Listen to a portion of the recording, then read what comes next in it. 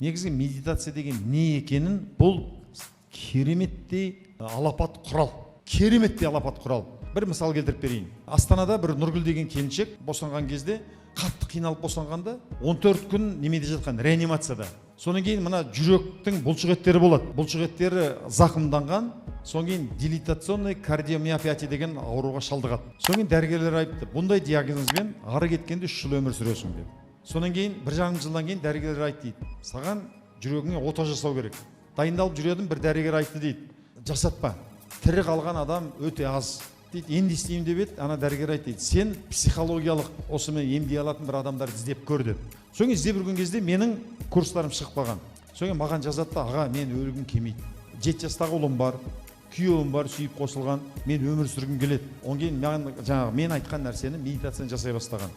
1,5 айдан кейін дәрігерге барсам, дәрігерлер шок дейді. Жүрек неменесі, қағысы, жаңағы фракциясы 55-ке көтерілген. Баши 90% қалпына келген. Осы сияқты мен жүздеген нәрсені айтып бере аламын. Енді медитация деген не? Медитация мидың тренировкасы.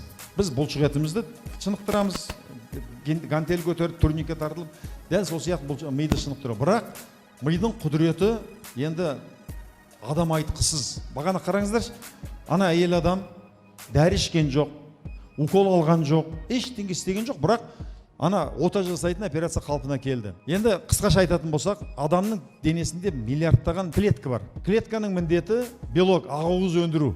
Соның ішінде адамның иммунитет деген нәрсе бар. Қазір мына коронавирус, басқа вирус деп отыр ғой. Иммунитет мықты адамға жұқпайды. Ал иммунитет деген не? Адамның тәнінде иммуноглобулиндер бар. Ол бағанағы секір билеген кезде жаңағы иммуноглобулин бөлінеді. Адам көңілденген кезде, секірген кезде, прям қимылдаған кезде жаңағы иммуноглобулин А, G, E бөлінеді.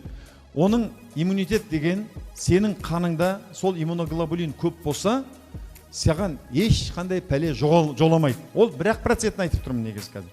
Ешқандай бәле жоламайды. Оның көлемі аз болса, сен кез келген ауруды тез жұқтырып аласың.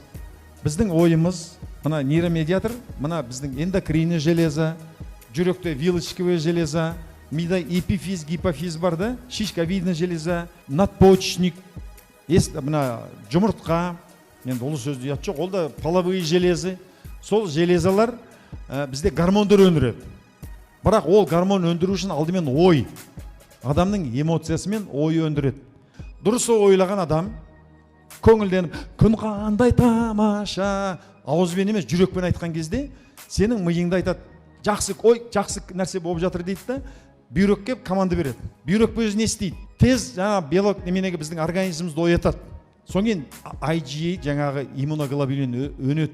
IgA деген иммуноглобулин. Ол қайда болады? Ол мына ауыз қуысында, мұрын қуысында, біздің несеп жолында, асқазанымызда болады. Көбінесе ауыз қуысында. Өзі көңілді адам, ақ көңіл адам көбінесе ауырмайды. Менің туған апайым, сол кісі былтыр рак ауруына шалдықты. Асқазан рагы 3-ші стадия. Апайым етжеңді адам 80 килограммнан 86 килограммнан сызғаныққа жатқызып, операция жасатқыздық. Қазір тифай, құлан таза жазылды, шауып жүрмін, 1,5 жыл болды. Бірақ нәрсе, айтады 90% қайтыс болады екен, апайым оптимист. Ол кісі берілмейді. Мен медитация жасатқыздық, апай бәрі жақсы болады, керемет болады, мен осыған бәрі керемет болады дегеннің сенімнің арқасында ол кісі жазылып шықты. Сенің арқасында.